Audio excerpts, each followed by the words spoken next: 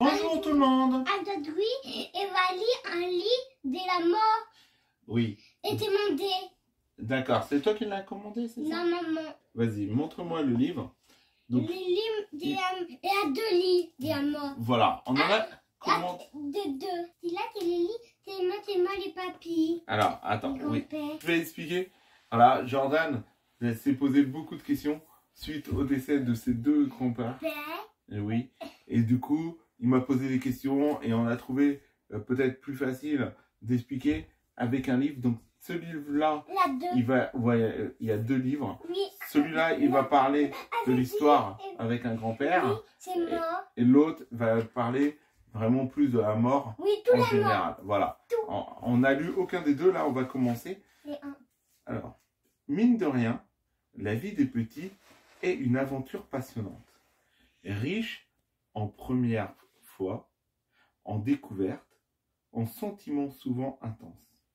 La collection, mine de rien, les accompagne, s'adresse aux enfants, à leurs parents et aux adultes référents qui les entourent. À travers les dessins de Robin, si alerte et tendre, elle met en scène des situations de la vie quotidienne ou plus près des enfants. Catherine Dolto, accompagnée de son éditrice complice, Colline Faure-Poiret, apporte son savoir unique dans le domaine de l'enfance. Elle apparaît en fin d'ouvrage sous les traits de Dr Cat et s'adresse aux enfants, comme si elle était face à face dans son cabinet de médecin. Elle pose des mots sur ceux qui agitent le monde des petits, sur ceux qui les troublent et les inquiètent. Elle aime dire quand on comprend mieux, on grandit mieux. Donc c'est pour ça qu'il ne faut pas hésiter à poser des questions. Oui, ça c'est vrai. Voilà, pour avoir la réponse.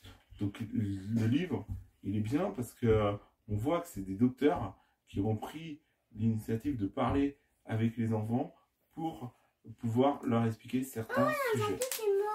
Donc il doit avoir, oui, on voit sur le dessin, donc il doit avoir dans cette collection donc plusieurs thèmes. Donc là, on est sur la mort. On y va? Petit, nous apprenons peu à peu que nous allons mourir. Ce n'est pas facile à comprendre. Même pour les grandes personnes, la mort, c'est le bout du bout de la vie. C'est un grand mystère. Ça c'est vrai. Les plantes, les animaux, les humains, tout ce qui vit meurt. Oui, ça c'est vrai. Même les étoiles et les planètes. Et oui. Les plantes germent, poussent, se reproduisent, puis meurent. Ensuite, elles se décomposent et se mélangent à la terre, ce qui aide à faire pousser de nouvelles plantes. Papa, c'est moi les pions. Oui, elles sont mortes. Pas tout. Elle n'a pas tout. Non, pas toutes. Si là c'est mort, si là c'est mort, alors, et aussi là. Oui, alors, en fait, quand une plante, elle meurt, oui, ça va faire, bon, il faut attendre, mais ça va faire de l'engrais qui va permettre de faire pousser d'autres plantes. Eh oui. Le corps des animaux et des humains retourne aussi à la nature. Ah, un pompier. Quand on est petit, on a l'impression qu'on ne mourra jamais parce qu'on a une très longue vie devant soi. Mais autour de nous, il y a parfois des grandes personnes qui meurent.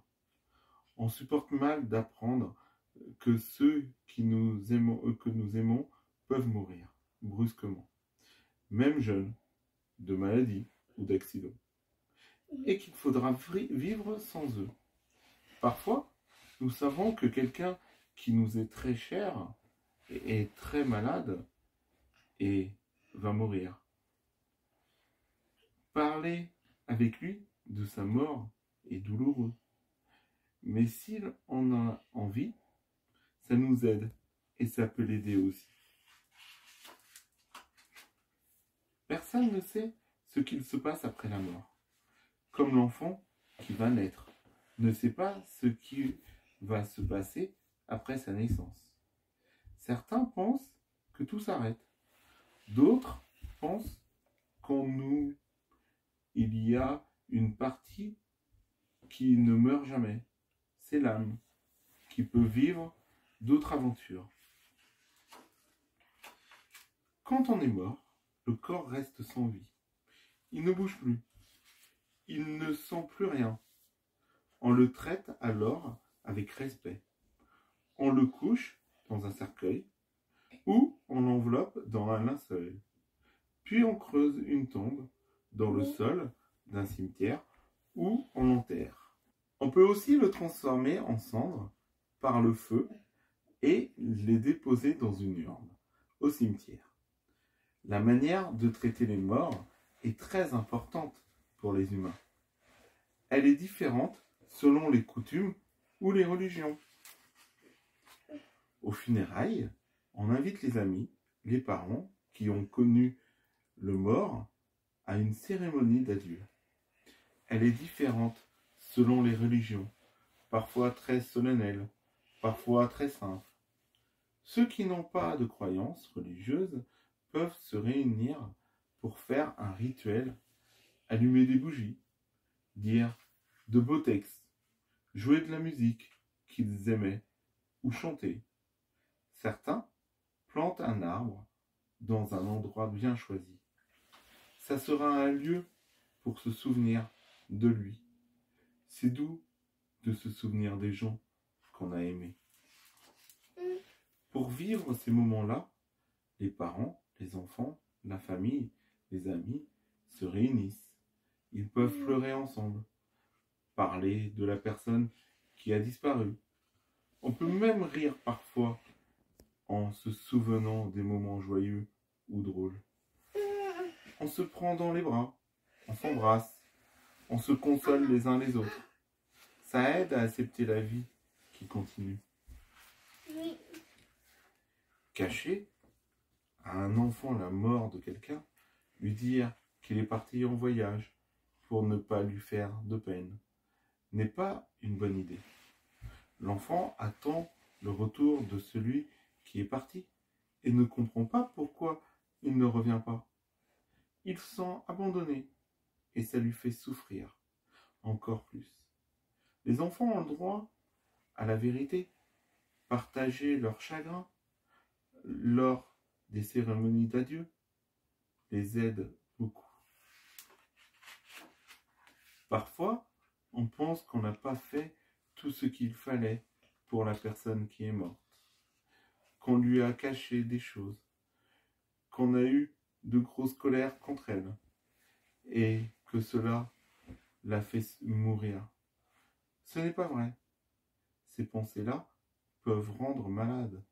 C'est mieux d'oser le dire à ceux qu'on aime et même d'aller en parler avec quelqu'un dont c'est le métier d'aider les gens qui souffrent.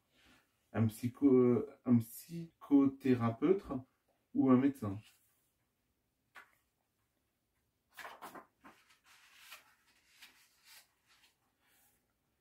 L'amour ne meurt jamais.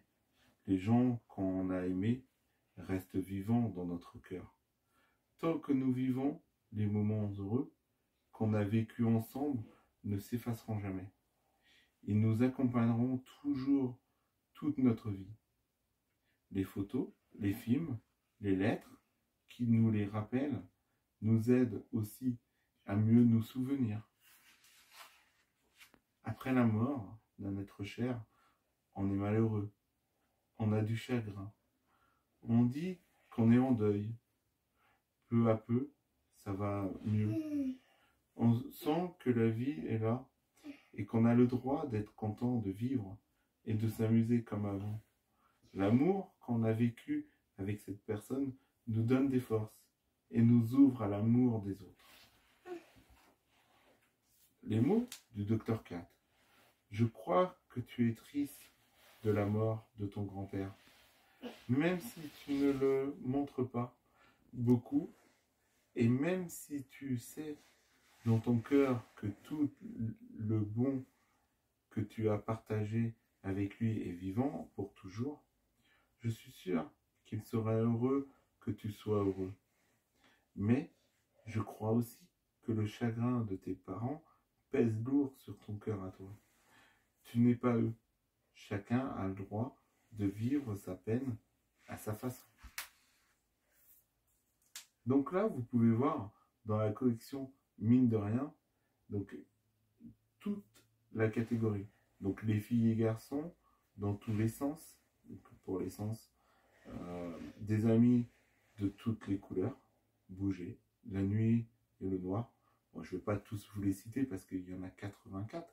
Mais oui, il y en a. Oui. Et c'est important parce que ça, c'est des questions que les enfants peuvent se poser, Du coup, par exemple, pour les opérations, pour l'hôpital, les urgences, la famille, les amis, les câlins, la colère, la crèche.